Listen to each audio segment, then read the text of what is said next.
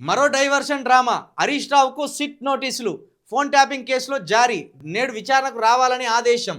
గనుల స్కామ్ నుంచి దృష్టి మరల్చేందుకు సర్కార్ అపసోపాలు.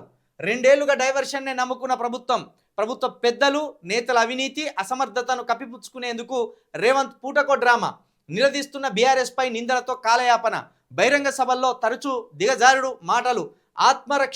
ఆత్మరక్షణలో పడినప్పుడల్లా తెరపైకి ట్యాపింగ్. సుప్రీం కోర్టు కొట్టివేసిన హరీష్ రావుకు నోటీసులు. నేడు తెలంగాణ భవన్లో బీఆర్ఎస్ నేతల భేటీ. అక్కడి నుంచి విచారణకు హాజరుగానున్న హరీష్. ముఖ్యమంత్రి రేవంత్ రెడ్డి మరోసారి డైవర్షన్ రాజకీయాలకు తెరదీశాడు. బొగ్గు గనుల కుంభకోణంలో తన అనునాయుల పేర్లు తెరమీదికి రావడం, ఆమాత్యుల పంచాయతీ రచ్చకెక్కడం అంశాలపై ప్రజలు విపరీతమైన చర్చ కొనసాగుతుండడంతో మరోసారి డైవర్షన్ అస్త్రాన్ని ప్రయోగించారు. ప్రజలను ఏమార్చేందుకు, దృష్టి మరల్చేందుకు సిద్ధమయ్యారు. అవినీతిపై సర్కారు నిలదీస్తున్న, ప్రజల్లో చర్చ పెడుతున్న బీఆర్ఎస్ నేతలను వేధించేందుకు రంగంలోకి దిగారు. అందులో భాగంగానే తాజాగా మాజీ మంత్రి హరీష్ రావుకు నోటీసులు అందించినట్టు స్పష్టం అవుతున్నది. ఆల్రెడీ సుప్రీంకోర్టు కేసు కొట్టేసింది. చక్రధర్ గౌడ్ అంతకుముందు బీజేపీలో ఉండే, సిద్దిపేటకు సంబంధించిన చక్రధర్ గౌడ్ బీజేపీలో ఉండే, బీజేపీ నుండి కాంగ్రెస్కి వచ్చిండు, కాంగ్రెస్ నుండి ప్రస్తుతం న్యూట్రల్గా ఉన్నాడు. ఆయన పెట్టిన కేసు ఇది. తన ఫోన్ ట్యాప్ చేసిండ్లు హరీష్ రావు గారు అని ఆయన పెట్టిన కేసు. ఆయన పెట్టిన కేసును ఆల్రెడీ సుప్రీంకోర్టు కొట్టేసింది. సుప్రీంకోర్టు కొట్టేసిన కేసుని సిట్టుకు బదిలీ చేసింది రేవంత్ రెడ్డి గారు.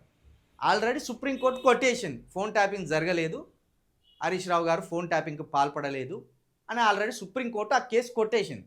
కొట్టేసిన కేసు మీద రేవంత్ రెడ్డి గారి ప్రభుత్వం సిట్ ఏర్పాటు చేసిందంటే ఇది రాజకీయ దురుద్దేశం కాకపోతే దీన్ని ఏమనుకోవాలి? సుప్రీంకోర్టు కంటే ఇంకా పెద్ద కోర్టు ఏదైనా ఉన్నదా? సరే, మీ సంతోషం కోసమో లేకపోతే ఇక్కడ హరీష్ రావు గారిని వేధించాలనో, హరీష్ రావు గారిని ఏదో విధంగా ఇబ్బందుల పాలు చేయాలనో మీకు ఉండొచ్చు. దాంతో సిట్ ఏర్పాటు చేయొచ్చు. చేస్తే చేసిండు, దానికి కూడా హాజరవుతారు. అది కూడా ఎంత దూరం పోతుంది తెలిసిందే.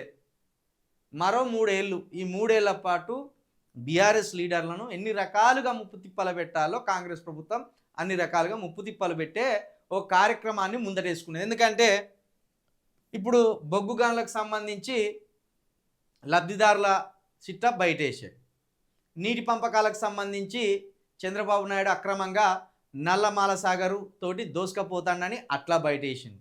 ఇక మొన్నటికి మొన్న మంత్రుల బాగోతాలు బయటపడ్డాయి. ఇట్లా ఒక్కొక్కటి ప్రజల్లో కాంగ్రెస్ పార్టీ చులకనవుతున్న క్రమంలో బీఆర్ఎస్ నాయకులను ఏదో ఒక కేసులో ఇరికిస్తే ప్రజల దృష్టి ఇటు నుంచి అటువైపు మలుతుంది.